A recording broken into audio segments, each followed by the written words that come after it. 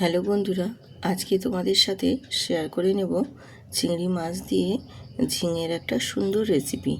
তো অবশ্যই এই যা গরম পড়েছে, এই গরমে কিন্তু এইরকম যদি ঝিঙের একটা বেশ হালকা পাতলা মশলা দিয়ে, একদম কম মশলা দিয়ে আর কি, যদি এই রেসিপিটি বানানো যায়, খেতে কিন্তু ভীষণ ভালো লাগে।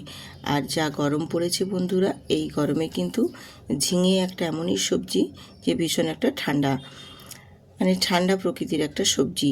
এই কারণেই আমি আজকে এই ঝিঙের সবজিটা তোমাদের দেখিয়ে দিচ্ছি এই গরমে। আর ঝিঙেটা এতটা পরিমাণে বড় ছিল যে একটা ঝিঙেতেই আমার আজকে এই রেসিপিটি বানানো হয়ে যাবে। আর ঝিঙেটাকে আমি দেখো বেশ বড় বড় করে কেটে নিয়েছি। গায়ের ছোলটাকে বেশ সুন্দর করে কেটে নিয়েছি।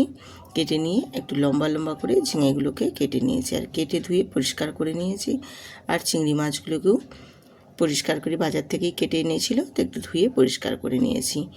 আর এপাশে মশলা হিসেবে ব্যবহার করছি, দেখো 1 চামচ সাদা তিল দিচ্ছি, আর দিচ্ছি তার সাথে 2 চামচ পোস্ত, আর দেব একটা কাঁচা লঙ্কা।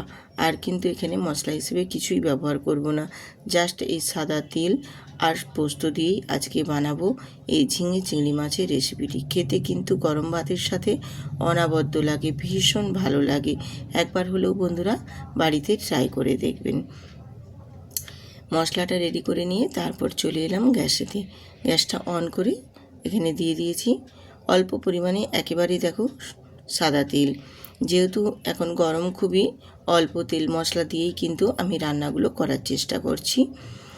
আর সেই তেলের মধ্যেই দিয়ে দিয়েছি দেখো একটা শুকনো লঙ্কা, অল্প একটু কালো জিরে দিয়েছি। কালো জিরেটা একটু ভাজা হয়ে যাওয়ার পর এখানে হলুদের গুঁড়ো আর কাশ্মীরি লঙ্কার গুঁড়ো তেলের মধ্যে দিয়ে দিয়েছি।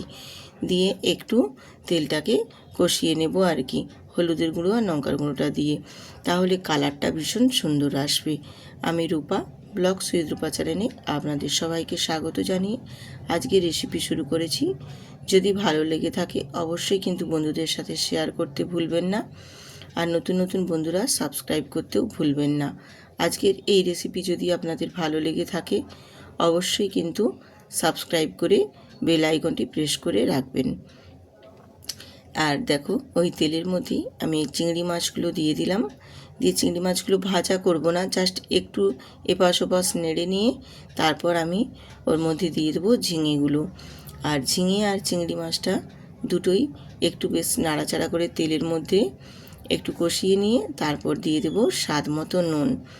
স্বাদ মতো নুনটা এই কারণেই দিয়ে দিলাম, কারণ ঝিঙের থেকে এবারে প্রচুর পরিমাণে কিন্তু জল বেরিয়ে আসবে। এই কারণে আমি এখানে নুনটা দিয়ে দিলাম। আর নুনটা দিয়ে একেবারে নাড়াচাড়া করে নিলে ঝিঙেটাও বেশ ভালো মতো কষানো হয়ে যাবে, আর ঝিঙের থেকে তেলও জলও ছেড়ে বেরিয়ে আসবে। দিয়ে এবার একটা ঢাকনা দিয়ে ঢেকে দেব, তাহলে খুব তাড়াতাড়ি কিন্তু ঝিঙেটা নরম হয়ে যাবে। এমনিতেই ঝিঙে নরম সবজি, তাড়াতাড়ি নরম হয়েই যাবে, তো ঢাকনা একটু দিয়ে দিলে আরও তাড়াতাড়ি হয়ে যাবে। তো দেখো একটু ঢেকে দেওয়ার কারণে ঝিঙের থেকে কতটা পরিমাণে জল বেরিয়েছে দেখো। এই গরমে কিন্তু এই রকম যদি ঝিঙের রেসিপি বানিয়ে বা বন্ধুরা বাড়িতে সবাই মিলে গরম ভাতের সাথে ট্রাই করো, খেতে কিন্তু ভীষণ ভালো লাগবে। আর গরমেতেই ঝিঙে একটা ঠান্ডা সবজি, এটা কিন্তু ভীষণ পেট ঠান্ডা রাখে। এই কারণেই গরমে ঝিঙেটা খাওয়ার খুবই চেষ্টা করবেন বন্ধুরা। দিয়ে ঝিঙে দিয়ে দেখো আমি ঢেকে একটু কষিয়ে নিয়েছিলাম। তারপর এখানে আমি অল্প একটা টমেটোর হাফ দিয়েছি, আমি গোটা একটা টমেটো দিইনি, একটা টমেটোর হাফ দিয়েছি, আর একটা পেঁয়াজ দিয়েছি।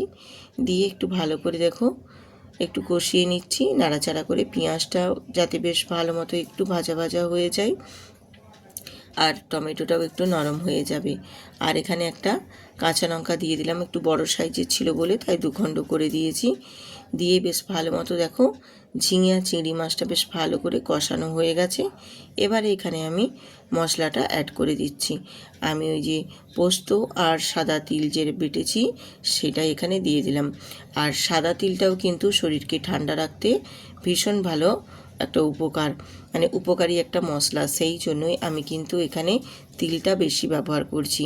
কারণ তিল আর ঝিঙে দুটোই কিন্তু শরীরকে ভীষণ ঠান্ডা রাখে, আর তিলের মধ্যেও অনেক ক্যালসিয়াম আছে। তিলটা যদি খাওয়ানো যায় বাচ্চাদের ভীষণ ভালো, ওদের শরীরের পক্ষে ভীষণই ভালো।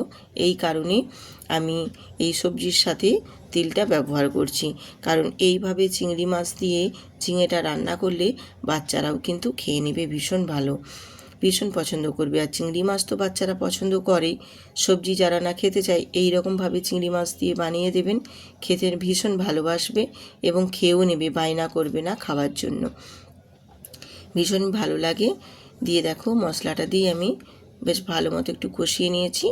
দিয়ে যেই মশলাটা আমি বাটিটার মশলা বেটেছিলাম সেই বাটিরই আমি বাটিটা ধুয়ে এখানে প্রথমে 1 বাটি দিয়েছি, তারপর হাফ বাটি জল দিয়েছি, দিয়ে একটু নাড়াচাড়া করে এটাকে ফুটিয়ে নেব। আর এই যে আমি জলটা, ঝিঙে তো সবজি একদম নরম সেদ্ধ হয়ে গেছে, শুধু জলটা দিয়েছি, তার কারণ একটু ফুটিয়ে নেব, চিংড়ি মাছগুলোও একটু ফুটে যাবে, তরকারির স্বাদটাও ভীষণ সুন্দর হবে। আর একটু ঢেকে দিয়েছিলাম যাতে করে খুব তাড়াতাড়ি একটু ফুটে উঠতে পারে, এই কারণে, না হলে ঢাকাটা না দিলেও কোনো অসুবিধে নেই। আমি একটু ঢেকে দিয়েছিলাম তার কারণ যাতে একটু তাড়াতাড়ি তরকারিটার ফুটটা খুব তাড়াতাড়ি চলে আসে আর কি, এই কারণে। তো এবারে ঢাকনাটা খুলে দিয়ে আমি দেখো তরকারিটা বেশ ভালো মতো একটু ফুটিয়ে নিয়েছি, কালারটা কত সুন্দর এসেছে দেখো। দিয়ে এইভাবে একটু নাড়াচাড়া করে আবারও একটু আমি তরকারিটা কুক করে নেব। দিয়ে এই যে ঝোল বা গ্রেভিটা রয়েছে এটা থাকবে না, আর একটু কমিয়ে নেব, কমিয়ে নিয়ে তারপর তোমাদের দেখিয়ে দেব যে তরকারির আমি পুরো কীরকম ধরনের রেখেছি সেটাই তোমাদের দেখাবো। তো দেখো কালারটা আবারও সুন্দর এসেছে কত সুন্দরভাবে। আর এই যে আমি গ্রেভিটা রেখেছি এই রকমই গ্রেভিটা রাখবো, একটু ঠান্ডা হলে তখন আরেকটু বসে যাবে, কিন্তু এই ঝিঙে দিয়ে চিংড়ি মাছের যে হালকা হালকা রসা রেখেই আমি আজকে তরকারিটা বানিয়ে নিচ্ছি।